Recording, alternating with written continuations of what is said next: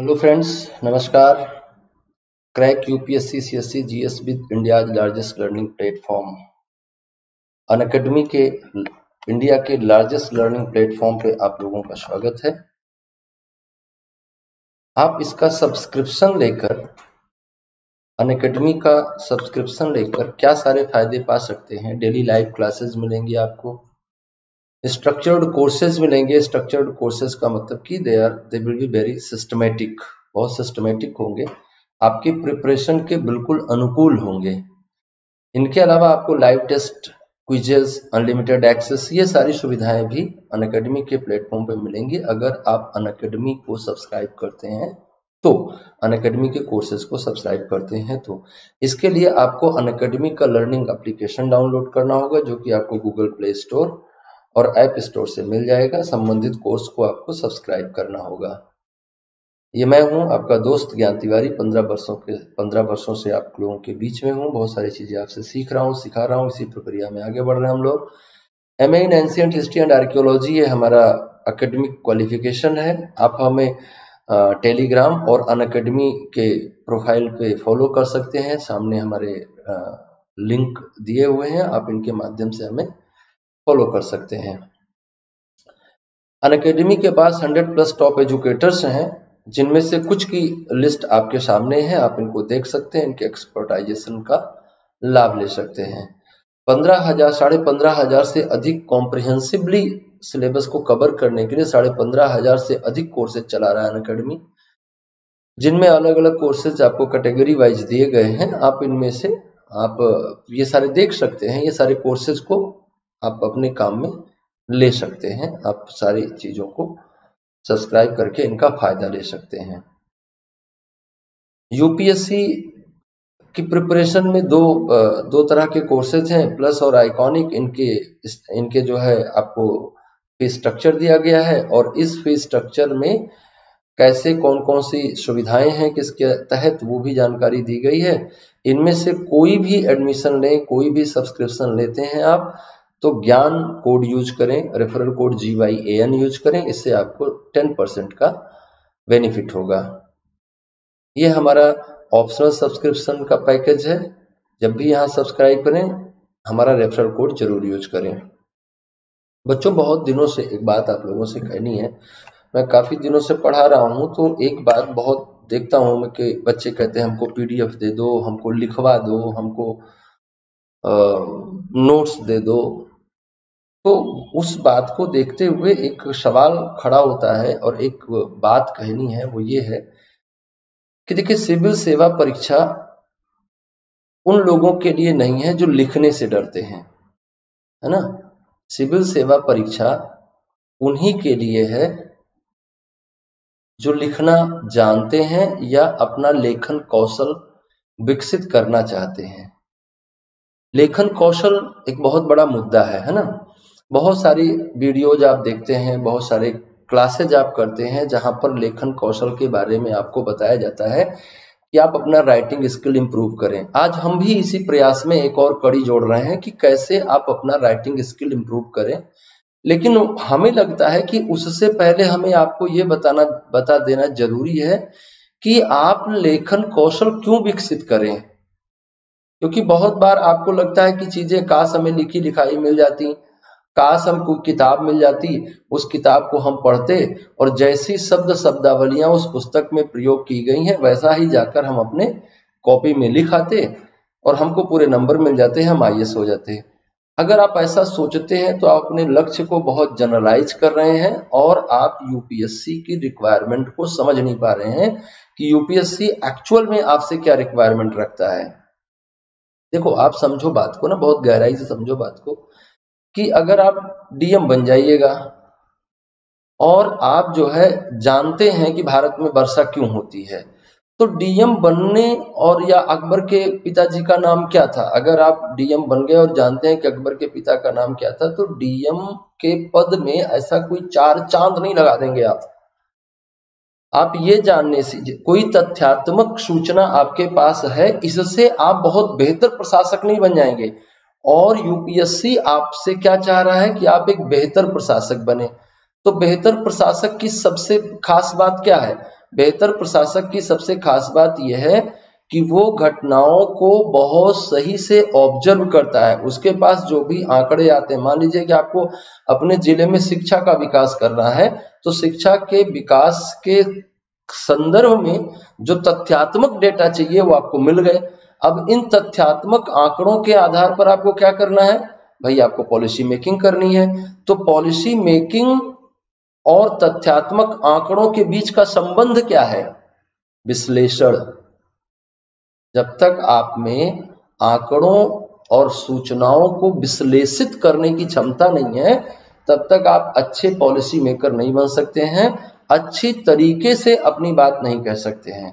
तो बच्चों, यहाँ पर आपको ये समझना बहुत आवश्यक है कि आप में विश्लेषण कौशल और फिर उस विश्लेषण कौशल को अभिव्यक्त करने की क्षमता, मतलब कि लेखन कौशल, ये बहुत आवश्यक पार्ट है जिस सेवा के लिए आप जा रहे हैं वहां के लिए, है ना।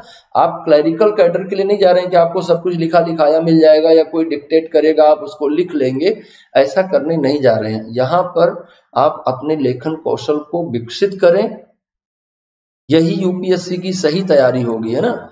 देखिए, इस बात को समझिए कि जो परीक्षक आपको नंबर दे रहा है, आप एक परीक्षा देते हैं, उसको कहते हैं ये भैया प्री एग्जाम है, ये प्री है, नाम ही इसका प्री है ना। पीटी एग्जाम है, प्रिलिमिनरी टेस्ट है, ये केवल आपको मुख्य परीक्षा तक जाने की अनुमति मात्र देता है, इसकी कोई भूमिका नहीं है।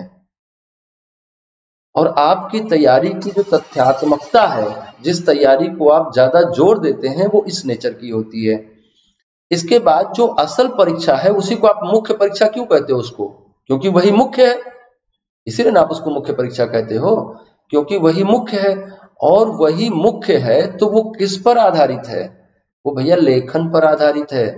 तो उसी की तैयारी सबसे ज्यादा आपको करनी है बच्चे ना, कि जो आपकी मुख्य परीक्षा है सबसे ज्यादा तो उसी पे फोकस करना है। मुख्य है वही, इंटरव्यू भी मुख्य नहीं है। इंटरव्यू तो बहुत सारी चीजें हैं, आपके सिलेक्शन में बहुत सारी चीजों का सहयोग रहता है, एक कंप्लीट मटेरियल होता है सिलेक्शन। लेकिन यहाँ जहां तक कंसर्न हमारे लिखने के कौशल से है, वहां तक मैं समझाना चाह रहा हूं कि मुख्य परीक्षा ही मुख्य परीक्षा है। और मुख्य परीक्षा को पास करने के लिए आप में लेखन कौशल का होना आवश्यक है, क्योंकि बच्चे आपकी कॉपी जाती है एग्जामिनर के पास, है ना। आपकी शक्ल नहीं जाती है, आप नहीं जाते हो, और एग्जामिनर को कोई इंटरेस्ट भी नहीं है इस बात में कि आप आए। वो आपकी कॉपी को ही देखकर अनुमान लगाता है कि ये पर्टिकुलर बच्चा आगे के चरण में जाने के लायक है, सिविल सर्वेंट बनने लायक है या नहीं है। तो आपकी कॉपी में ही आपका सारा व्यक्तित्व उतर जाना चाहिए। और सारा व्यक्तित्व आपका आपकी कॉपी में कब उतर पाएगा, या कितना उतर पाएगा? जितना आपके व्यक्तित्व में होगा उतना ही ना उतर पाएगा कॉपी में। और व्यक्तित्व में क्या होगा? व्यक्तित्व में ज्ञान नहीं होता बच्चे, व्यक्तित्व में समझ होती है। ज्ञान तो केवल दिमाग में बोझ की तरह रहता है। व्यक्तित्व में तो हमारी अंडरस्टैंडिंग होती है, हमारी समझ होती है। जो ज्ञान हम कन्विंसिंग तरीके से अपने अंदर आत्मसात कर पाते हैं, वो हमारे व्यक्तित्व का हिस्सा बनता है, वो हमारी समझ का हिस्सा बनता है, हमारे विश्लेषण का हिस्सा बनता है, हमारे तर्क का हिस्सा बनता है, हमारे जीवन का हिस्सा बनता है। तो बहुत जरूरी है कि हम इस स्तर पर चीजों को समझ ले जाएं, जहां से हम अपनी अभिव्यक्ति में उनको ले आ पाए, अपने एक्सप्रेशन में उनको ले आ पाए। तो पहली चीज तो बिना ज्ञान के लेखन नहीं हो सकता, ये बहुत सच बात है। लेकिन लेखन कौशल और ज्ञान का बहुत गहरा संबंध नहीं है। अगर आप में लेखन कौशल अच्छा है, मैं बहुत सारे ऐसे लोगों को जानता हूं जो आईएएस हैं, लेकिन उनमें वो अपने लेखन कौशल के दम पे गए। मैं बहुत सारे ऐसे लोगों को जानता हूं जो ज्ञान तो बहुत है लेकिन अपने लेखन कौशल से रह गए। तो मुख्य परीक्षा, जो कि मुख्य परीक्षा है, उसमें आपके अंक निर्धारित होंगे आपके राइटिंग स्किल पर। आज हम लोग इसी को इम्प्रूव करने के लिए कुछ बातें करेंगे। बच्चों, ऐसा कोई टैबलेट नहीं आता है जिसको खाने से आपका लेखन कौशल बढ़ जाए, लेकिन फिर भी हम कुछ ऐसी चीजों को चिन्हित करने का प्रयास करेंगे आज के सेशन में, जिनसे आप अपने राइटिंग स्किल को थोड़ा इंप्रूव कर सकते हैं। इसके लिए आपको कुछ आवश्यक शर्तों का पालन करना होगा। पहली शर्त यह है कि इस वीडियो को लास्ट तक देखना होगा। दूसरी शर्त यह है कि इस वीडियो को देखने से पहले आपको खुद से वादा कर लेना है कि मैं अपनी राइटिंग स्किल इंप्रूव करने के लिए मैं अपनी रीडिंग बढ़ाऊंगा, मैं अपना अध्ययन बढ़ाऊंगा, अपना पठन बढ़ाऊंगा, मैं किताबें पढ़ूंगा। अगर आप किताबें नहीं पढ़ते हैं, अगर आप टेक्स्ट बुक नहीं पढ़ते हैं, तो आप भूल जाइए कि आपको लेखन कौशल आने वाला है। क्योंकि लेखन कौशल में जिन चीजों की आवश्यकता है, अगर वो कहीं से आपको मिल सकते हैं तो वो केवल पुस्तकें हैं, वो केवल समाचार पत्र है, वो केवल मैगजीन्स हैं, वो केवल नॉवेल्स हैं। जब तक आप में रीडिंग हैबिट नहीं आएगी, तब तक आप में राइटिंग हैबिट नहीं आएगी, राइटिंग स्किल नहीं आएगी। राइटिंग स्किल इंप्रूव करने के लिए बहुत जरूरी है कि आप पढ़ें। जितना आप पढ़ेंगे उतना आपका शब्द भंडार बढ़ेगा, उतना आपको वाक्य विन्यास बेहतर होता जाएगा, एक वाक्य को दूसरे वाक्य से जोड़ने की कला आप में विकसित हो जाएगी, एक पैसेज को दूसरे पैसेज से कनेक्ट करने की कला विकसित हो जाएगी, अपना दायरा सीमित करने की कला आ जाएगी। बहुत सारी ऐसी चीजें सीखेंगे आप, जिससे बहुत बढ़िया उत्तर लेखन आप कर सकते हैं। तो देखिए भाई, हम लोग बात कर रहे थे कि भाई सिविल सेवा में क्यों लेखन कौशल का महत्व क्या है। तो सिविल सेवा दो है, ज्ञान आधारित है, समझ आधारित है, और दोनों को ही शामिल करते हुए सिविल सेवा परीक्षा में लेखन कौशल का अत्यंत महत्वपूर्ण स्थान है। लेखन कौशल इन सब में बहुत इंपॉर्टेंट है, आपके ज्ञान को भी बताता है और आप कितना स्तर तक उस ज्ञान को आत्मसात कर पाए हैं, कितना आपको उस मुद्दे की समझ आ पाई है, यह भी वो बताता है। उत्तर लेखन निश्चित रूप से कला है जिसका बहुत अधिक संबंध हमारे ज्ञान से नहीं होता, यद्यपि इस संबंध को पूरी तरह से नकारा नहीं जा सकता है। हम ये नहीं कह सकते कि ज्ञान और लेखन का कोई निश्चित संबंध नहीं है, लेकिन जितना संबंध इस लेखन का कला से है, जितना ये स्किल है, उतना नॉलेज नहीं है। जिस चीज का नॉलेज नहीं होगा आप निश्चित तौर पे लिख नहीं पाइएगा, लेकिन जितना नॉलेज है उतना लिख ले जाइएगा। ये किस पर निर्भर करेगा? आपके राइटिंग आर्ट पर निर्भर करेगा। और हो सकता है कि जितना ज्ञान है उससे बेहतर लिख ले जाएं, अगर आपका राइटिंग स्किल अच्छा है, लेखन कौशल अच्छा है तो कम ज्ञान अच्छा उत्तर लेखन कौशल निश्चित तौर पर सफलता का मार्ग है, आपको सफल करवाएगा। कैसे इंप्रूव करेंगे? उत्तर लेखन बहुत जरूरी है। कॉपी ही आपके एग्जामिनर के सामने जाती है।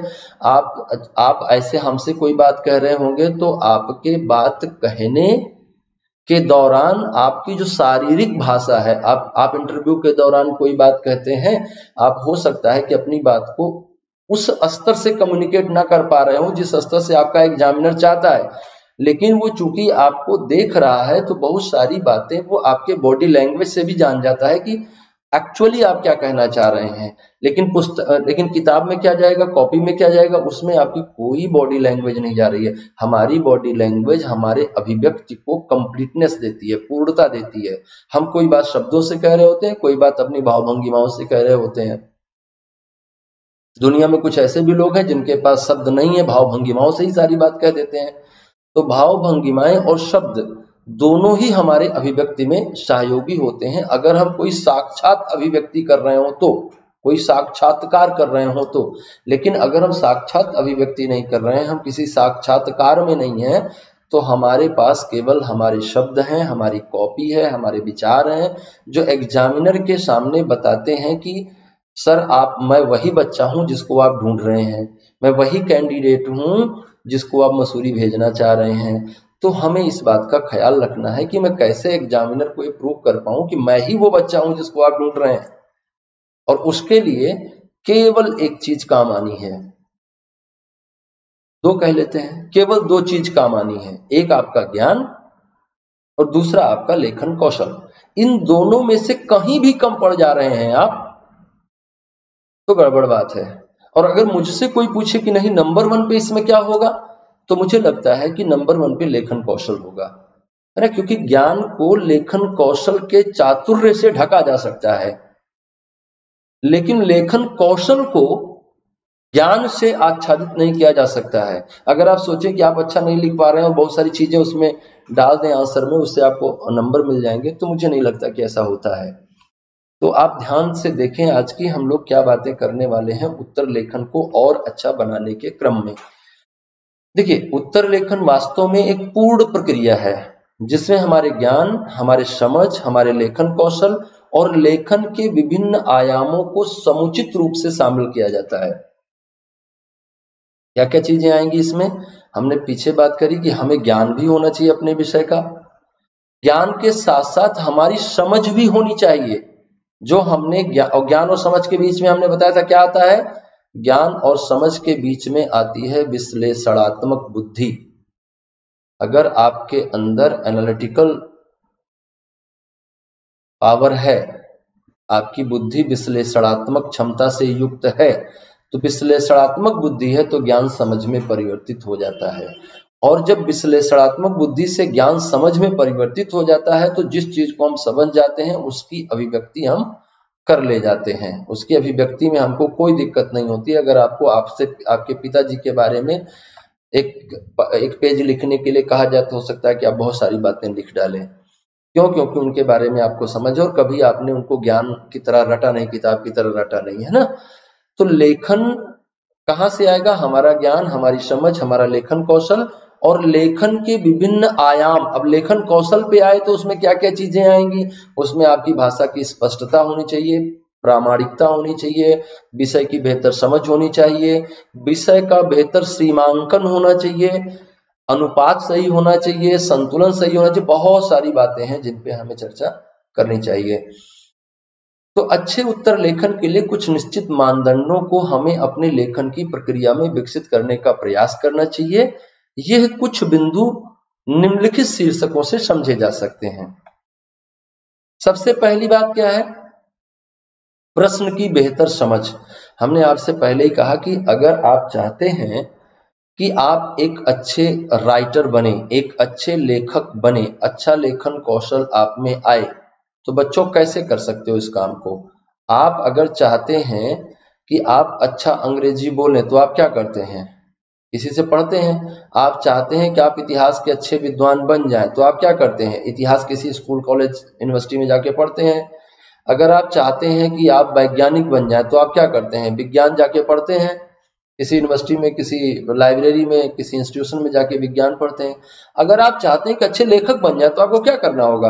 दूसरों के द्वारा लिखे गए चीजों को पढ़ना होगा। तो लेखन कौशल तभी विकसित होगा, आप सीखने की प्रक्रिया में तभी जाइएगा जब आप दूसरों के द्वारा लिखी हुई पुस्तकों को पढ़िएगा। तो सबसे पहला है पुस्तक पठन। लेखन कौशल की पहली कंडीशन हमने आपको बताई थी कि आपको राइटिंग हैबिट डेवलप करनी होगी, आपको रीडिंग हैबिट डेवलप करनी होगी, पढ़ने की आदत विकसित करनी होगी। बहुत सारी चीजों के बारे में न्यूज़पेपर पढ़ सकते हैं आप, मैगजीन पढ़ सकते हैं आप, टेक्स्ट बुक पढ़ सकते हैं। टेक्स्ट बुक इसलिए कहा जाएगा क्योंकि वो आपके पेपर को भी तैयार करेगी, आपको ज्ञान भी देगी, तो आप उसको पढ़ सकते हैं। न्यूज़पेपर, मैगजीन, कुछ भी आप पढ़ें जो एक स्तरीय भाषा का प्रयोग कर कर लिखी जाती हो। तो पुस्तक पठन करें और लेखन का अभ्यास करें, है ना। हमने बताया ना, आपको वैज्ञानिक बनना है तो आप क्या करिएगा? आप क्लासरूम में जाके विज्ञान के सिद्धांतों को सीखिएगा और फिर उनको प्रयोगशाला में करके देखिएगा। ऐसे ही आपको अच्छा लेखक बनना है तो आप क्या करिएगा? किताबें पढ़िएगा अच्छे लेखकों की, भाई उन्होंने कैसे सेंटेंस फ्रेमिंग की है, कैसे कौन से शब्द का प्रयोग किया है, किस भाव को बताने के लिए क्या शब्द प्रयोग किया है, आप उसको समझिएगा और उसको समझने के बाद उसकी प्रैक्टिस भी करिएगा, लेखन में आइएगा। तो लेखन कौशल दो चीजों का योग होता है, पुस्तक पठन और लेखन के प्रयास का योग होता है। अब देखिए, अगर आप पुस्तक का पठन करते हैं तो प्रश्न को बेहतर समझने की कला अपने आप से आप में आ जाती है। क्योंकि प्रश्न की बेहतर समझ आपको क्यों नहीं होती है? कई बार ऐसा होता है प्रश्न बड़ा टेढ़ा मेढ़ा सा दे देता है, 5 बातें एक में जोड़कर दे देता है, समझ में नहीं आता कहाँ क्या पूछना चाह रहा है। तो प्रश्न की बेहतर समझ कब होगी आपको? जब आप अपने विषय से संबंधित पुस्तकों का अध्ययन करेंगे। क्योंकि यूपीएससी उन्हीं पुस्तकों में से किसी कोट को आधार बनाकर, किसी घटना को आधार बनाकर या किन्हीं दो घटनाओं को आधार बनाकर, किन्हीं में तुलनात्मक बातें कहकर अपने प्रश्न का निर्माण करता है। तो अगर आप प्रश्न को पढ़े रहेंगे तो आप बेहतर से जान पाएंगे कि ये बात किस रेफरेंस में कही जा रही है। कई बार तो वो ऐसे रेफरेंस में कहता है कि वो एक्चुअली क्या पूछना चाह रहा है समझ में नहीं आता। तो आप ये बात को कैसे समझ पाइएगा? आप जब पढ़िएगा, किताबों को पढ़िएगा, तो वो बात अपने आप से समझ में आएगी, क्योंकि वो कहीं ना कहीं किसी न किसी बुक से रेफरेंस को ले रहा है। तो सबसे पहली बात तो बच्चों ये चाहिए लेखन के लिए कि आपसे क्या पूछा जा रहा है और क्या नहीं पूछा जा रहा है, दोनों का अंतर आपको पता होना चाहिए। कई बार हम जानते हैं कि पूछा कुछ और जा रहा है, हम जानते हैं कि बताना कुछ और है, लेकिन बताते कुछ और है। तो अगर हम ये जान गए कि क्या पूछा जा रहा है तो क्या करें, कैसे? अब अगले कदम पे क्या जाए? पहला स्टेप आपको क्या मिला उसमें? पहला स्टेप मिला कि आप जान जाएं कि प्रश्न क्या पूछ रहा है, प्रश्न क्या है ना। जैसे कई बार ऐसा होगा कि प्रश्न आपसे कुछ और पूछा गया है, उत्तर आप कुछ और दे देते हैं। होता क्या है, आपकी एक लालच होती है कि मैं बहुत जानता हूं, एक लालच होती है, और एक आपकी इच्छा होती है कि मैं जो जानता हूं यार आज ही तो काम आएगा।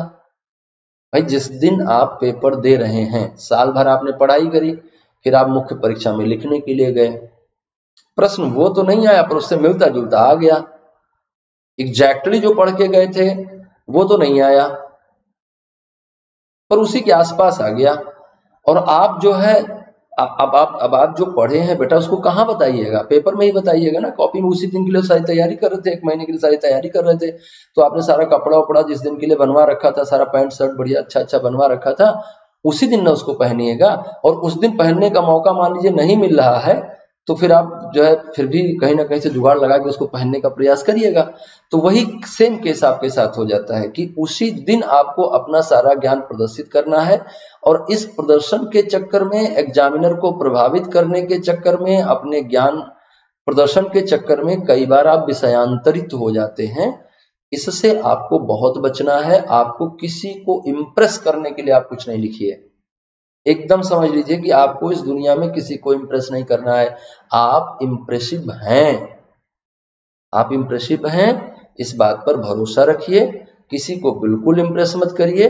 इनोसेंस सबसे ज्यादा इम्प्रेसिव चीज होती है, और खास तौर से उन लोगों के समक्ष जिनकी उम्र 50 के पार है, 55 के पार है, उनके समक्ष आप, या जो आप हिस्ट्री लिख रहे हैं तो जो हिस्ट्री के प्रोफेसर्स हैं, अब उनके सामने आप क्या अपना ज्ञान प्रदर्शन करिएगा? उनके सामने आप इनोसेंटली जाइए। जितना ज्यादा इनोसेंस कॉपी में दिखेगा, जितना ज्यादा स्टूडेंटशिप दिखेगी, जितना ज्यादा कैंडिडेचर दिखेगा, उतना वो आपको अप्रिसिएट करेगा, उतना ज्यादा नंबर देगा। आपको बिल्कुल उसे इम्प्रेस करने का प्रयास नहीं करना है, क्योंकि मेरे प्यारे बच्चे आप उनको इम्प्रेस नहीं कर पाओगे। आप जैसे हो बहुत अच्छे हो, आप बस प्रश्न का उत्तर दे दो पूरी इनोसेंस के साथ। अब आप प्रश्न समझ गए हैं, प्रश्न समझ गए हैं तो फिर क्या समझना है? उसका सही उत्तर हम कैसे लिखें, कैसे है कि हम ना भटकें। हमने कहां से शुरुआत करी कि आप प्रश्न समझ गए हैं, पर होता यह है कि उस प्रश्न को समझने के क्रम में आपने कुछ और भी चीजें तय करी हैं, कुछ चीजें पहले से पढ़ रखी हैं, वो आपके दिमाग में कुलबुला रही हैं, और आप उनको वहां पे दिखाना चाह रहे हैं, प्रदर्शित करना चाह रहे हैं, और एग्जामिनर को इम्प्रेस करना चाह रहे हैं, देखो साहब मैं ये जानता हूं। और जब आप ये इम्प्रेस करने के प्रयास में, देखो साहब मैं ये जानता हूं, इम्प्रेस हो जाओ मुझसे, तो वो कहता नहीं रहने दो, इसकी तो हमको जरूरत ही नहीं थी। और हो सकता है कि आपने बहुत अच्छा लिखा हो, लेकिन वो 4 लाइन पढ़ने के बाद ये मान ले कि बच्चा विषयांतरित हो गया है, और हो सकता है कि आगे की चीजों पर वो उस ध्यान से ना जाए आपका आंसर चेक करने के क्रम में। तो इसलिए आपको क्या करना है, सबसे पहले प्रश्न के विस्तार को समझना है कि एक्चुअल में ये कहां तक जा रहा है, यहां कहां से शुरू हो रहा है प्रश्न और कहां तक की बात कर रहा है, ये क्या क्या इसमें बातें पूछी जा रही हैं। और हम विषयांतरित होने से बचने के लिए क्या करें, उसकी परिधि तय कर लें कि हमें ये बातें इसमें लिखनी है। प्रश्न हमसे ये पूछ रहा है और हमें इन इन इन इन बातों पर इसके दौरान चर्चा करनी है। और जो भी हमने परिधि बनाई है, उस परिधि में हम समुचित रूप से प्रश्न की रूपरेखा भी बना लें। तो सबसे पहला स्टेप आपने क्या लिया कि आपको प्रश्न समझ में आ जाए। एक बार में समझ में नहीं आ रहा है 2 बार पढ़ लीजिए, 2 बार नहीं समझ में आ रहा है 3 बार पढ़ लीजिए, 3 बार नहीं समझ में आ रहा है 4 बार पढ़ लीजिए, लेकिन जब प्रश्न समझ लीजिए तो ही आगे बढ़िए। प्रश्न को आपने समझ लिया, प्रश्न को समझने के क्रम में आपको समझना एक्चुअल में क्या क्या चाहिए। समझना यह चाहिए कि प्रश्न का विस्तार क्या है, उसकी परिधि क्या है। परिधि मतलब है कि उसका दायरा क्या है, हम क्या क्या लिखेंगे क्या नहीं लिखेंगे। परिधि का मतलब क्या अंदर है क्या बाहर है। ये भाई हमारा सर्किल है, इसके बाहर की चीजें हमें नहीं लेनी है। तो परिधि का निर्धारण कर लें और उस परिधि में अपनी बात को कहने के लिए रूपरेखा निर्मित कर लें। मतलब कि क्या आप लिखेंगे, क्या लिखेंगे और क्या नहीं लिखेंगे, ये तय कर लें पहले ही, है ना। ऐसा ना हो कि कहीं की ईंट कहीं का रोड़ा हो जाए, कहीं से बात शुरू हुई कहीं और चली गई। आपको अपना ज्ञान प्रदर्शन करना ही करना है, क्योंकि वहीं से आपको नंबर मिलने वाले हैं। अब ज्ञान प्रदर्शन जहां करना एक्चुअल में वहां करो ना। बेटा आपके पास शर्ट बहुत खूबसूरत है, बहुत अच्छी शर्ट है, दुनिया की सबसे अच्छी शर्ट है, लेकिन अगर उसको तुम पैर में पहनोगे तो तुम स्मार्ट नहीं दिखोगे। अगर शर्ट थोड़ी खराब भी है लेकिन आपकी फिटिंग की है, जहां उसको पहनना चाहिए वो सब कुछ वैसा ही है, तो आप स्मार्ट दिखोगे। एकदम चिंता मत करो, स्मार्ट दिखोगे, सारे लोग इंप्रेस होंगे आपसे। तो ओवर बर्डन ना फील करें कि हमें बहुत कुछ लिख देना है, सब बता देना है, मैं क्या कर डालूं कि एग्जामिनर इंप्रेस हो जाए। बिल्कुल ये ओवर बर्डन करना है अपने आप को। आप बिल्कुल परेशान ना हो, आप बिल्कुल शांत बने रहें, प्रश्न को समझें, प्रश्न के विस्तार को समझें, उसकी परिधि को समझें, उसकी रूपरेखा को समझें और अपना चार्ट बनाएं कि हमें क्या लिखना है और क्या नहीं लिखना है। प्रश्न को समझने का मतलब ये है ना, कुछ भी छूटना नहीं चाहिए। वो परिधि में हमें पूरी परिधि के अंदर कैसे रहना है ये हमें तय करना होगा। दूसरा मुद्दा जो हमें जानना चाहिए इस संदर्भ में वो ये है कि प्रश्न के विभिन्न खंडों की समझ और उनके अनुसार संतुलन निर्माण पर बल देना चाहिए। कई बार आप देखते हैं, कई बार क्या अधिकांशता ऐसा ही होता है, यूपीएससी एक प्रश्न नहीं पूछता है। अगर वो कोई प्रश्न एक पूछ रहा है 1857 के विद्रोह के कारणों को समझाइए, तो फिर तो कोई बात ही नहीं है। आपको 1857 के विद्रोह के कारणों को आप समझा दीजिए। एक ही खंड में प्रश्न बटा हुआ है। लेकिन अब यहाँ भी क्या, यहाँ संतुलन का क्या मतलब है।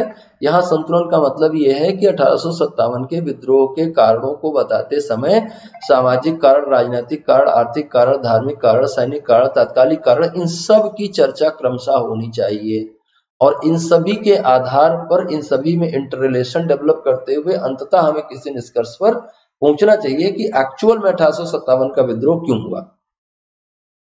ना कि हम किसी एक चीज पे बहुत ज्यादा लिख डालें। हम मान लीजिए कि राजनीतिक कारण में बहुत सारा लिख डाले कि उसने यहाँ पे डॉक्ट्रिन ऑफ लैप्स हुआ, यहाँ बला हुआ, यहाँ ढिमका हुआ, पूरी कहानी बताने लगे हम कि भाई अवध में क्या हुआ था, पंजाब में क्या हुआ था, महाराष्ट्र में क्या हुआ था, बंगाल में क्या हुआ था, पूरी स्टोरी बताने लगे। पूरी स्टोरी हमने पॉलिटिकल कॉजेज में बता दी और जब आगे हम लिखने गए उसके इकोनॉमिक कॉजेज को, तो हमारे पास शब्द लिमिट खत्म हो गई थी, हमारे पास जगह खत्म हो गई थी, हमारे पास समय खत्म हो गया था और हम बहुत टायर्ड भी हो गए थे कि यार बहुत ज्यादा हो गया, फिर घबरा भी गए, फिर मैनेज नहीं कर पाए। तो पहले तो हमें, अगर कई बार ऐसा भी होता है कि 1857 के विद्रोह के कारण भी बताने हैं आपको, परिणाम भी बताने हैं। तो दोनों ही स्थिति में अगर कारण बताना है तो कारणों के अंदर जो खंड बन रहे हैं उनका बेहतर संतुलन होना चाहिए, और अगर प्रश्न ही दो खंड में है तो दोनों खंडों में भी हमें बहुत बेहतर संतुलन निर्माण करना चाहिए। विभिन्न खंडों को हमें समझना चाहिए, समझने के बाद हमें उनको सही से उनके विस्तार को समझते हुए अपनी इस तरह से अभिव्यक्ति करनी चाहिए जिससे जो भी खंड निर्मित हुए हैं प्रश्न में या प्रश्न के जो भी खंड दिए गए हैं उनको हम बेहतर तरीके से अभिव्यक्त कर पाए, बेहतर तरीके से कह पाए, हमारा उत्तर जो है असंतुलित ना बनने पाए कि कोई बात ज्यादा कही गई है, कोई बात कम कही गई है, कम महत्व की चीज को ज्यादा कहा गया है, ज्यादा महत्व की चीज को कम कहा गया है। अब कौन सी बात हमें ज्यादा महत्व की है, कौन सी बात हमें कम महत्व की है, हम कैसे समझ पाएंगे। ये हम तभी समझ पाएंगे जब हम उसके विभिन्न खंडों को समझेंगे और उनमें संतुलन बनाने का प्रयास करेंगे। कैसे करेंगे, हमारे प्रश्न में कुछ कीवर्ड्स होते हैं, हमें उनको पकड़ना होता है ना। हम प्रश्न की प्रवृत्ति को कैसे समझते हैं, हमारे प्रश्न में कुछ कीवर्ड्स होते हैं। जैसे सपोज करिए कि 1857 के विद्रोह के कारणों की विवेचना कीजिए, तो कीवर्ड्स क्या मिले आपको, कारण और दूसरा क्या मिला, विवेचना। तो कारण बता दीजिए, है ना। अब कारणों में आप थोड़ा संतुलन बनाकर रखिए। विवेचना, विवेचना का मतलब जो आपको पता है वो आप बताओ, जो आपने अनुभव किया है पढ़ने से, जो चीजें आपने इकट्ठी की हैं उनको आप विवेचित कर दो, उनको बस क्रमशः बता दो, ये चीज ऐसे है, ये चीज ऐसे, ये चीज ऐसे, इसका इससे रिलेशन, इसका इससे रिलेशन है। कारण और विवेचन, ऐसे ही हम किसी भी प्रश्न के संदर्भ में हमें ये जरूर समझना चाहिए कि वो क्या पूछ रहा है और उसमें क्या कीवर्ड्स यूज किए गए हैं। कीवर्ड्स वो शब्द होते हैं जिनको हटा देने से आपका वाक्य अर्थ विहीन हो जाता है, उसमें कोई अर्थ नहीं रह जाता, उसमें कोई संदर्भ नहीं रह जाता। तो अर्थहीनता की स्थिति ना होने पाए, ऐसे को जो शब्द पूरा कर रहा है वही आपका कीवर्ड है, उसी को आपको पकड़ना है, उसी पे आपको काम करना है और उसी को प्रश्न के खंड की तरह से समझना है। अगर वो कह रहा है कि 1857 के कारण और परिणामों की विवेचना करिए, अगर ऐसे पूछता है कि अगर भारत का शिक्षित वर्ग भी 1857 की क्रांति में शामिल हुआ होता तो 1857 के क्रांति के परिणामों की परिणाम कुछ और होते। तो अगर ऐसा प्रश्न पूछ रहा है तो देखिए क्या है इसमें कीवर्ड, इसमें है कि 1857 के विद्रोह में भारत के शिक्षित समूह की क्या योगदान रहा और वो शामिल होता तो क्या बदल सकता था।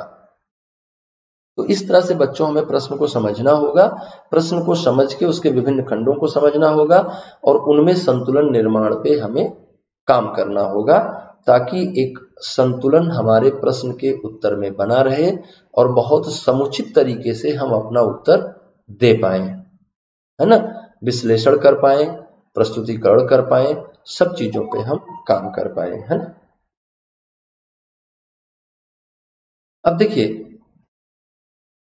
अगली बात आती है कि उत्तर लेखन में तथ्यात्मक प्रामाणिकता का बेहतर समायोजन होना चाहिए।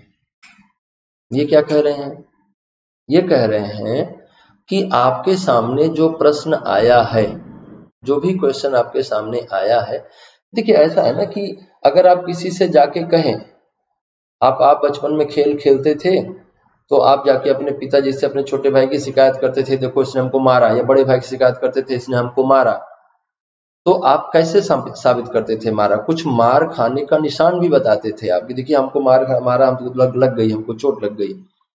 आप अपने बड़े भाई को डटवाना चाहते थे या छोटे भाई को डटवाना चाहते थे तो कई बार जाके झूठ मूठ में भी शिकायत करते थे, तो झूठ मूठ की शिकायत पिताजी नजरअंदाज कर देते थे, तो आप जब सही में मारता था तो जाके कहते देखो ये लगा है मुझे।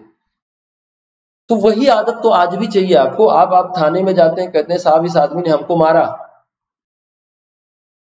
तो फिर कैसे मानता है थानेदार कि हाँ आपको मारा उसने, आप दिखा दो देखो हमारा सर में खून बह रहा है, देखो हमारे हाथ में फ्रैक्चर हुआ है, क्यों वो कहता है कि जाके मेडिकल टेस्ट करवा के आओ, मेडिकल रिपोर्ट लेके आओ। बहुत सारी इस तरह की बातें हैं। मतलब कहने का ये है कि कोई भी बात तब तक सही नहीं मानी जा सकती है जब तक उसको प्रामाणिकता ना प्राप्त हो, और बच्चों प्रामाणिकता लाने के लिए दो ही चीजें आपको काम आती हैं, एक तो तथ्य और दूसरा विश्लेषण। विश्लेषण में क्या मतलब है, यहाँ पे विश्लेषण का मतलब है तर्क, लॉजिक। कोई भी चीज प्रामाणिक कब लगेगी, या तो हमारे पास फैक्ट हो उस बात को प्रूव करने के लिए, अगर फैक्ट नहीं है, अब मान लीजिए कि संविधान पेपर 2 में कोई आंसर राइट कर रहे हैं, संविधान के बारे में कुछ लिख रहे हैं, कॉन्स्टिट्यूशन के बारे में कुछ लिख रहे हैं कि हमारा संविधान समाजवादी सोच का संविधान है। अब कहाँ कहाँ समाजवाद का प्रावधान है, इसके आर्टिकल आप नहीं बता पा रहे हैं, इसके आप आर्टिकल नहीं बता पा रहे हैं, उसकी जगह नहीं बता पा रहे हैं, उसका अध्याय नहीं बता पा रहे हैं कि कहाँ समाजवाद के अगर आपको आर्टिकल भूल गए हैं, नहीं याद आ रहा है, तो कम से कम आप ये तो बताइए कि राज्य के नीति निर्देशक तत्वों में इसको समायोजित किया गया है। कम से कम इतना तो आपको बताना पड़ेगा। तो भैया तथ्यात्मकता क्या करेगी, आपके आंसर राइटिंग के ऑथेंटिकेशन को बढ़ाएगी, प्रामाणिकता को बढ़ाएगी, आपका राइटिंग ज्यादा प्रामाणिक माना जाएगा। तो जो भी आप बात कह रहे हैं उससे संबंधित दो चीजों पर आपको ध्यान देना चाहिए। एक तो आपके पास उससे संबंधित तर्क होने चाहिए, अतार्किक हुई बात तो प्रामाणिक नहीं हो सकती। तो पहली बात क्या है कि बात आपकी तार्किक होनी चाहिए। दूसरी बात क्या है कि तार्किकता के साथ साथ देखिए, तर्क अपने आप में कोई एग्जिस्टेंस नहीं है लॉजिक का। हम थोड़ा अगर फिलोसफी में जाएं, आप ध्यान दें हमारी बात पे, समझें अगर हमारी बात को, तो देखिए तर्क ना अपने आप में कोई चीज है नहीं, तर्क का कोई अस्तित्व तो नहीं है। तर्क हमारी बुद्धि ने विकसित किया है, और बच्चा तर्क जो है वो प्रत्यक्ष के आधार पर विकसित होता है। ये भी प्रत्यक्ष मतलब फैक्ट, मतलब तथ्य। तो तथ्य के आधार पे ही तर्क विकसित होता है। जहां जहां आग है वहां वहां धुआं है, ये हम पूरी दुनिया में देखते आए हैं कि जहां आग रहती है वहां धुआं भी रहता है। फिर हमने देखा धुआं है तो हमने कहा आग होगी। तो धुआं है और आग का अनुमान लगा लिया, ये प्रामाणिक लगने लगता है। क्यों प्रामाणिक लगने लगता है? क्योंकि ऐसा तर्क हमारे पास है, ऐसा हमने प्रत्यक्ष किया है। तो बच्चों, बहुत जरूरी है कि आप अपनी बात को प्रामाणिक करने के लिए थोड़ा बहुत तथ्यों का सहारा लें। यहाँ ये कतई नहीं कहा जा रहा है कि आपको बहुत फैक्चुअल हो जाना है और अपने आंसर को तथ्यों से पाट देना है। बिल्कुल भी ऐसा नहीं करना है, क्योंकि ये बहुत इरिटेटिंग होगा एग्जामिनर के लिए। एग्जामिनर जैसे ही एक तथ्य पढ़ के बात समझ जाएगा कि जो ये कह रहा है उसके समर्थन में उसने ये फैक्ट दिया है, जैसे ही उसको ये पता चल जाएगा वो आगे के फैक्ट में इंटरेस्ट नहीं लेगा। वो कहेगा कि भैया आगे की बात करो। एक बात कहकर तथ्य पर लटके हो, इसका मतलब कि तुम वहीं पे हो। अभी 100 तथ्य प्रस्तुत कर दो पर बात वहीं रुकी हुई है। इसलिए क्या करेंगे, अपनी बात कहकर तथ्य से प्रमाणित करके अगले मुद्दे पे आ जाएंगे, है ना। तो बहुत सारा फैक्ट भी हमारे पास नहीं होना चाहिए, प्रामाणिकता होनी चाहिए, लेकिन बहुत सारा फैक्ट पे ध्यान नहीं देना चाहिए। अति तथ्यात्मकता नहीं होनी चाहिए। अति सर्वत्र वर्जयित, अति सब जगह वर्जयित है, अति सर्वत्र वर्जयित। सभी जगहों पर अति, अति का भला न बोलना, अति की भली न चूक, अति का भला न बरसना, अति की भली न धूप। तो अति किसी चीज की अच्छी नहीं है। तो ना तो आपको बहुत तथ्यात्मक होना है और ना बहुत ज्यादा विश्लेषणात्मक ही होना है कि आप बातें ही कहते जा रहे हैं, उसके समर्थन में कोई तथ्य नहीं दे रहे हैं। तर्क तभी मान्य होता है जब उसके समर्थन में तथ्य हो। आपने देखा यहाँ पे ना कि तर्क तथ्य के बिना नहीं माना जा सकता है। अगर आपने आग और धुएं को एक साथ देखा है तो ही आप धुएं और आग को, धुआं देखकर आग की कल्पना कर सकते हैं, अदरवाइज आप नहीं कर पाइएगा। तो हमेशा तर्क जो है वो तथ्य के अधीन होता है। इसलिए जब भी आप कोई बात कहें तो वहां पर थोड़ा तथ्यात्मकता का भी ख्याल रखें। कोई भी आंसर राइटिंग कर रहे हो, इनरिच्ड आंसर बनाने के लिए बहुत जरूरी है, मजबूत आंसर बनाने के लिए बहुत जरूरी है। कहीं भी आप भाषण भी दे रहे होते हैं तो आप क्यों किसी की रिपोर्ट को कोट करते हैं कि फला रिपोर्ट के अनुसार क्राइम इतना बढ़ गया है? क्यों रिपोर्ट कोट करते हैं? क्योंकि आपको पता है कि ये कहने से हमारी बात ज्यादा प्रामाणिक हो जाएगी, है ना। तो प्रामाणिकता का विशेष ख्याल रखें। बहुत महत्वपूर्ण सेक्शन होता है आपके राइटिंग स्किल का, वो है भाषा। भाषा की जितनी बेहतर आपको समझ होगी उतना ही आप अपने भावों को व्यक्त कर पाइएगा। जिस रूप में वो आ रहे हैं, जिस रूप में हमारे विचार निर्मित हो रहे हैं, उनको उसी रूप में हम सामने प्रस्तुत कर सकें, वैसा ही बिल्कुल हम कॉपी पे उतार सकें। इसके लिए हमको सबसे ज्यादा जरूरत किस बात की है? सबसे ज्यादा जरूरी भाषा है। तो अगर आपका ज्ञान है और आप सारी चीजें समझते हैं कि आंसर कैसे लिखना है, तो आपको ये भी जानना ही होगा कि भाषा की इसमें उपयोगिता क्या है। भाषा का मतलब क्या क्या है, यहाँ पर भाषा कैसी होनी चाहिए, लेखन में क्या उसका भूमिका है, कई बातें हम लोग को क्रम से समझनी चाहिए। सबसे पहली चीज जो आपको भाषा में देखनी होती है वो है प्रवाहमानता। बच्चों, एक बात यहाँ बहुत स्पष्ट समझ लो कि प्रवाहमानता सिर्फ भाषा से नहीं आएगी, है ना। भाषा से सिर्फ नहीं आती है, इसमें दो चीजें होती हैं। अपनी बात में प्रवाहमानता बनाने के लिए भाषा के साथ ही साथ हमारे विचार भी प्रवाहमान होने चाहिए, हमारा चिंतन भी प्रवाहमान होना चाहिए। चिंतन में तारतम्यता होनी चाहिए, एक रिदम होना चाहिए। तो अगर विचार में तारतम्यता है, चिंतन में तारतम्यता है, एक रिदम है, तो भाषा उसको व्यक्त कर पाएगी, है ना। तो भाषा और विचार दोनों मिलकर हमारी प्रवाहमानता तय करते हैं। लेकिन अगर इनमें से किसी एक को ज्यादा भूमिका देनी हो तो आप कहेंगे भाई भाषा ज्यादा महत्वपूर्ण है विचार चिंतन की संबद्धता से। प्रवाहमान भाषा होती क्या है? क्या बहुत अच्छे शब्दों वाली भाषा प्रवाहमान होती है? क्या बड़े बड़े वाक्यों वाली भाषा प्रवाहमान होती है? क्या छोटे छोटे वाक्यों वाली भाषा प्रवाहमान होती है? कौन सी भाषा होती है जो प्रवाहमान है? कोई भी भाषा प्रवाहमान हो सकती है। अच्छे शब्दों वाली भाषा भी प्रवाहमान हो सकती है, कम अच्छे शब्दों वाली भाषा भी प्रवाहमान हो सकती है, बड़े वाक्यों वाली भाषा भी प्रवाहमान हो सकती है, छोटे वाक्यों वाली भाषा भी प्रवाहमान हो सकती है। आपको समझना यह है कि आप अपनी बातों को कैसे एक दूसरे के साथ इंटर रिलेट करते हैं। एक वाक्य जो आप लिखते हैं, ये इससे पहले वाले वाक्य का परिणाम लगना चाहिए। वाक्य नंबर 1, वाक्य नंबर 2। तो वाक्य नंबर 2 कहां से आया है? वाक्य नंबर 1 से आया है, और ये वाक्य नंबर 3 को जन्म देगा। ऐसा भी इसमें लक्षण दिखने चाहिए, है ना, कि ये इसका परिणाम है और इसका कारण है। ये है प्रवाहमान भाषा, एक दूसरे के साथ बहुत अनायास जुड़ी हुई है। अनायास जुड़ी हुई का मतलब उसको सयास नहीं जोड़ा गया है, प्रयास करके नहीं जोड़ा गया, बल्कि वो अपने बहाव में जुड़ी हुई है। ऐसी भाषा को पढ़ते समय क्या होता है, आप पढ़ना शुरू करते हैं, पढ़ते हुए चले जाते हैं और आप भूल जाते हैं कि आपने कहां से पढ़ना स्टार्ट किया था। आप भूल जाते हैं, एग्जामिनर भूल जाता है कि बच्चे से प्रश्न क्या पूछा गया था। भाषा का प्रवाह, भाषा का सौष्ठव आपने कुछ इस तरह से निर्मित किया, उसका माहौल कुछ इस तरह से निर्मित किया कि वो उसी में लीन हो गया, उसी में खो गया। तो आपको अपने प्रवाह में, अपने भाषा के प्रवाह में कई सारे कवियों को आप सुनते होंगे, सुनते ही रह जाते होंगे। कई सारे लेखकों को आप पढ़ते होंगे, पढ़ते ही रह जाते होंगे। कई लोगों को आप सुनते होंगे तो लगता होगा यार ये कब बंद करता तो ठीक था ये।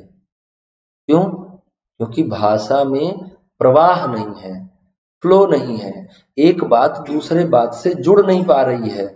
ऐसा लग रहा है कि वो कोई और बात कह रहा है, समाचार पढ़ रहा है। समाचार पढ़ने जैसी बात नहीं होनी चाहिए। आजकल तो समाचार पढ़ने वाले लोग भी बहुत रिलेट करके बोलते हैं। नहीं तो पुराने जमाने में क्या होता था कि ज्यादा समाचार होता था, कम टाइम होता था। टीवी पे थोड़ी देर के लिए समाचार आ रहा है, 15 मिनट के लिए, रेडियो पे 15 मिनट के लिए समाचार आ रहा है, उसमें दिन भर का दुनिया भर का समाचार है, दिन भर का दुनिया भर का समाचार है। तो दिन भर का दुनिया भर का समाचार बताने में वो एक लाइन बोलता था अमेरिका के बारे में, तो अगली चीन के बारे में, तो अगली जापान के बारे में, तो अगली भारत के बारे में। तो उसमें एक इंटरलेशन नहीं बन पा, वैसा ना हो जाए आपका।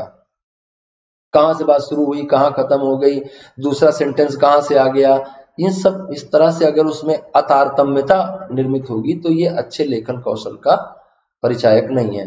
तो भाषा की गुणवत्ता का कोई और मतलब नहीं है कि वो बहुत रिच भाषा हो। हालांकि हमें कुछ चीजों का ख्याल यहाँ रखना ही चाहिए।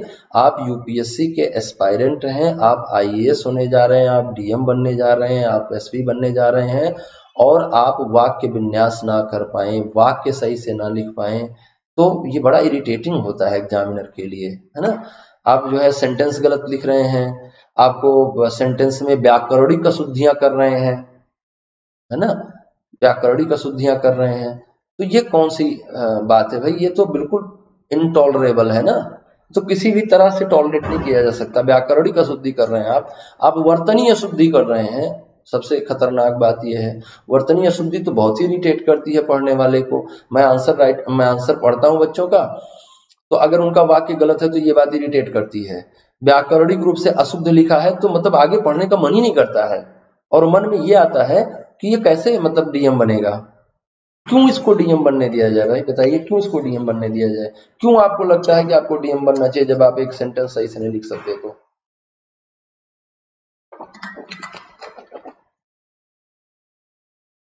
आप व्याकरणिक दृष्टिकोण से गलत लिखते हैं, आप वर्तनी नहीं लिख पा रहे हैं, तो आप कैसे कहते हैं कि नहीं हमको डीएम बनना चाहिए। क्यों बनना चाहिए भाई आपको डीएम, बताइए। तो आपसे उम्मीद की जाती है कि आपका वाक्य विन्यास बेहतर हो, आप व्याकरणिक रूप से शुद्ध लिखें चीजों को, वर्तनी शुद्धता पर बल दें। आपके पास जो शब्दावली है, भाषा किससे बनती है, शब्दों से बनती है। तो भाषा अच्छी होने के लिए क्या जरूरी है, भाषा अच्छी होने के लिए शब्दावली अच्छी होना जरूरी है। कई बार आप कहना कुछ और चाहते हैं पर आपके पास उपयुक्त शब्द नहीं होता है तो आप गड़बड़ कर देते हैं, अनुपयुक्त शब्द से काम चलाते हैं। इसलिए भाषा का जो प्रभाव पढ़ने वाले के हृदय पर होना चाहिए वो हो नहीं पाता है। अच्छा जो लेखक होता है वो क्या, उसकी बात सीधे जाके आपको लगती है, लेकिन जो खराब लेखक होता है उसकी बात सीधे जाकर नहीं लगती है आपको, है ना। तो माहौल ऐसा हो, बात ऐसी हो, शब्दों का प्रयोग ऐसा हो, वाक्य विन्यास ऐसा हो, वर्तनी ऐसी हो कि बात सीधे लगे, इधर उधर की बात न कर बता कि कारवां लूटा कैसे, ये वाली बात होनी चाहिए, है ना। सीधी बात होनी चाहिए, उसमें कोई इधर उधर की बात नहीं। और जब आपके पास शब्द सही होंगे, आपको वाक्य विन्यास बेहतर आ रहा होगा, व्याकरणिक शुद्धता आप में होगी, वर्तनी अच्छा लिख रहे होंगे, तो भाषा की गुणवत्ता अपने आप सही हो जाएगी। कई बार हम बच्चों का आंसर पढ़ते समय देखते हैं कि वो बहुत सारी ऐसी बातें लिखते हैं जो लेखन में नहीं बल्कि बोलचाल में आती हैं। तो मैं यहाँ पे एक बात और बताऊं कि देखिए, बोलचाल की शब्दावली और लेखन की शब्दावली दोनों में बहुत अंतर है ना। बोलचाल की शब्दावली और लेखन की शब्दावली, इन दोनों में बहुत डिफरेंस है, बहुत अंतर है। और लेखन शब्दावली आपको कहाँ से मिलेगी, हमने स्टार्टिंग में, सेशन के स्टार्टिंग में कहा था कि आपको हमसे आज एक वादा करना है कि आप रोज 10 पेज पढ़ेंगे, 20 पेज पढ़ेंगे। जब आप रोज 10-20 पेज पढ़ेंगे और 2 पेज लिखेंगे, जितना पढ़ते हैं उसका मात्र 10% आप लिख कर देखिए, आपका लेखन कौशल सुधर जाएगा, आपके पास शब्द भंडार अच्छे हो जाएंगी, आपकी शब्दावली अच्छी हो जाएगी। आप अगर वर्तनी की अशुद्धि करते हैं तो वो समाप्त हो जाएगा, वाक्य विन्यास नहीं कर पाते हैं तो वो समाप्त हो जाएगा, ये सारी समस्या हमेशा के लिए समाप्त हो जाएगी। तो बच्चों, इस बात का विशेष ख्याल रखें आप कि वाक्य विन्यास, व्याकरणिक अशुद्धि, वर्तनी, शब्दावली, इन सब पर। और बोलचाल की भाषा तो कतई लेखन में ना प्रयोग करें। लिखने की भाषा बोलचाल की भाषा से बिल्कुल अलग होती है, उसका अपना एक स्तर होता है, उसका प्रयोग करें। बोलचाल की भाषा में आप कई बार दूसरी भाषाओं के शब्द भी प्रयोग करते हैं, इससे भी आपको बचना चाहिए। आंसर राइटिंग के समय भाषा की गुणवत्ता के अंतर्गत ये बात भी आती है कि अगर आपको हिंदी भाषा में लिख रहे हैं तो हिंदी भाषा में ही लिखें, शुद्ध हिंदी भाषा में लिखें, शुद्ध हिंदी भाषा में लिखें, हिंदी भाषा में लिखें, जहां तक संभव हो किसी दूसरी भाषा का शब्द प्रयोग ना करें तो ज्यादा अच्छा होगा। जहां आपको लगे कि भाई आप अपनी बात की प्रभावशीलता बढ़ाना चाहते हैं, इसके कारण से आप जो है कोई और भाषा का शब्द डालना चाहते हैं, तो आप उसको स्पेसिफिक करने के लिए कि भाई ये हमने इसलिए नहीं डाला कि हमको शब्द नहीं आता, इसलिए डाला कि यहाँ पर हम विशेष प्रभाव उत्पन्न करना चाहते थे। तो विशेष प्रभाव उत्पन्न करना चाहते थे तो आप जो है इसके लिए कोट अनकोट कर सकते हैं, है ना, इस तरह से लिख सकते हैं। तो इस बात को आप समझें, भाषा बहुत जरूरी है, भाषा पे आपकी पकड़ होना बहुत जरूरी है, क्योंकि वही आपको बनाएगी, वही आपको यूपीएससी पास करवाएगी, है ना। प्रस्तुतिकरण आपका कैसा होना चाहिए, ये बहुत बड़ा मुद्दा है। आपने बहुत सारा खाना बनाया, आपके पास आया दाल, चावल, रोटी, सब्जी। फिर आपने क्या किया कि दाल उठा के कटोरी से पी लिया, फिर रोटी नोच नोच के खाया, फिर चावल खा लिया, फिर अंत में सब्जी खाई। ये कैसा है, ये अच्छा तरीका नहीं है खाने का। इससे भी पहले अगर हम जाएं तो दाल चावल सब्जी रोटी सब आप मिला के ही तो खाओगे। हमने सोचा, हम मान लीजिए ढाबे पे हैं और आपने हमसे कहा कि हमको दाल चावल सब्जी रोटी दे दीजिए, तो हमने सोचा कि साहब एक ही में तो मिला के खाएंगे, अभी अभी दाल चावल रोटी सब्जी सब एक में मिलाएंगे तब ये खाएंगे। तो हमने क्या किया कि एक बाउल में दाल चावल रोटी सब्जी सब डाल के दे दिया। अब आप बताइए कैसा लगेगा ये खाना आपको।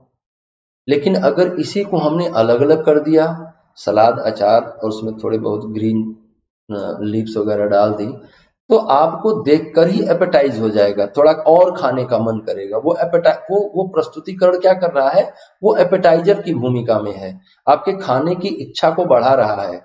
तो ऐसे ही मेरे बच्चों, आपका जो प्रस्तुतिकरण होना चाहिए, आपका जो प्रेजेंटेशन होना चाहिए, वो इस तरह से होना चाहिए कि वो आगे और पढ़ने के लिए प्रेरित करे उसको।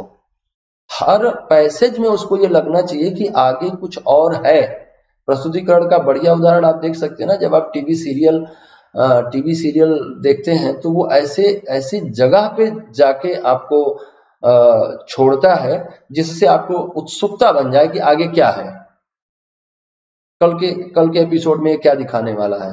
आपको एक उत्सुकता बन जाती है और आपका मन करता नहीं भी देखना ही है, क्योंकि कुछ तो हुआ होगा उसमें। तो प्रस्तुतिकरण आपका कैसा होना चाहिए? ऐसा ही होना चाहिए। लेकिन अंत कैसा होना चाहिए? भाई देखिए, प्रस्तुतिकरण में दो चीजों का बहुत महत्वपूर्ण भूमिका है। एक अंग्रेजी की कहावत की भूमिका बहुत बड़ी है, वो है well begun is half done. Well begun is half done का मतलब ये है कि अच्छी शुरुआत होने से काम आधा हो जाता है। Well begun is half done, अच्छी शुरुआत हुई, समझ लो काम आधा हो गया, तो well begun is half done. और एक और हिंदी में भी कहावत है, वो ये है कि अंत भला तो शब भला। तो प्रस्तुतिकरण में बेल बिगन होना चाहिए और अंत भला होना चाहिए, और बीच के बॉडी पार्ट में आपको जितने ज्यादा आयामों पर आप अपने बात को प्रस्तुत कर सकते हैं। लेकिन जब आयामों का प्रस्तुतिकरण हो तो आप ये बिल्कुल ध्यान रखें कि सारे आयाम एक ही मूल बिंदु से निकल रहे हैं। ऐसा ना हो कि एक आयाम से दूसरा आयाम निकलने लगे, एक बात से दूसरी बात निकलने लगे। नहीं, निकालना सबको कहाँ से है?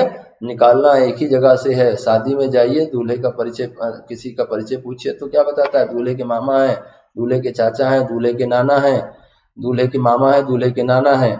अगर इन दोनों को वो बताए कि ये इनके पिताजी हैं, मामा के पिताजी है ना नाना, तो शायद लोगों को कंफ्यूजन होगा। लेकिन वो रेलिवेंसी बनाए रखने के लिए क्या बताते हैं? रेलिवेंट बनी रहे बात, लॉजिकल बनी रहे बात, लोगों की आसानी से समझ में आती रहे बात। इसलिए मामा का परिचय भी दूल्हे से और नाना का परिचय भी दूल्हे से। ये दूल्हे के नाना है, ये दूल्हे के मामा है। या तो ये परिचय ऐसे भी हो सकता था कि ये मिस्टर एक्स हैं, दूल्हे के मामा हैं, और ये मिस्टर वाई हैं, ये इनके पिताजी हैं। नहीं, सबका परिचय कहां से चलेगा? दूल्हे से चलेगा। तो भैया दूल्हा कौन है? दूल्हा वो है जिस बिंदु पर प्रश्न पूछा गया है, जिस पॉइंट पे प्रश्न पूछा गया है, उस पॉइंट, वही पॉइंट आपके उस प्रस्तुतिकरण में दूल्हा है। वो सबसे स्मार्ट दिखना चाहिए, सबसे सुंदर दिखना चाहिए, और जितनी भी बातें आप बीच में करेंगे, well begun is half done, अंत भला तो सब भला के बीच में जितनी बातें करेंगे वो सब उसी मूल बिंदु के साथ संबद्धता वाली होनी चाहिए। तभी ये माना जाएगा कि आपका प्रस्तुतिकरण बहुत अच्छा है, बहुत मल्टी डायमेंशनल है, बहुत अच्छा है, और आपने अपनी पूरी बात कह दी है। मान लीजिए कि कई सवाल ऐसे आते हैं जहां पे आपसे आपकी राय पूछी जाती है, तो वहां पर भी आपको बहुत सावधान रहना है कि ऐसा ना हो कि आपकी राय पढ़कर आपके व्यक्तित्व के नकारात्मकता का अनुमान लग जाए या एक्स्ट्रा ऑप्टिमिस्टिक होने का भी आरोप लग जाए। तो एक्स्ट्रा ऑप्टिमिस्टिक भी नहीं होना है, आपको मुद्दे पे बना रहना है, आपको निरपेक्ष भाव रखना है, किसी के प्रति कोई बैर भाव नहीं रखना है, किसी के प्रति कोई मोह का भाव नहीं रखना है। कम से कम तब तक जब तक आप उत्तर लेखन कर रहे हैं, किसी विचारधारा के प्रति आपको वैमनस्य नहीं दिखना चाहिए, किसी विचारधारा के प्रति आपका एक्स्ट्रा लगाव नहीं दिखना चाहिए। बात समझ में आई?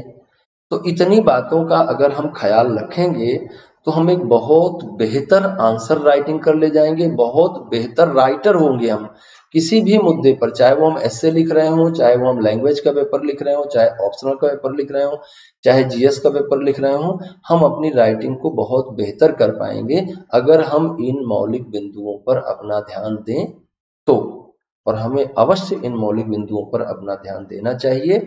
आपने इस पूरे सेशन को अगर देखा होगा तो आपको बहुत बेहतर तरीके से ये समझ में आएगा कि कैसे हम एक बेहतर आंसर लिखें। और बहुत जरूरी है कि ये कब से लिखना शुरू करें? जैसे ही आप इस वीडियो को खत्म करें तुरंत से स्टार्ट करें। कोई तरीका नहीं है, कितना भी आप सोच लीजिए कि हम पढ़ लेंगे तो हमको लिखना आ जाएगा। पढ़ लेना और लिखने आना दोनों बिल्कुल अलग अलग चीजें हैं। इसलिए आप जो है दोनों को अलग अलग करके ही समझिए, उनकी प्रैक्टिस करिए। इस वीडियो को लाइक करें, शेयर करें, सब्सक्राइब करें। सब्सक्रिप्शन के लिए हमारा कोड GYAN जरूर यूज करें, इससे आपको 10% का डिस्काउंट मिलेगा। इन बातों को आप अपने जीवन में फॉलो करने का प्रयास करें। और तब तक के लिए अगली क्लास में हम फिर से मिलेंगे। तब तक के लिए नमस्कार।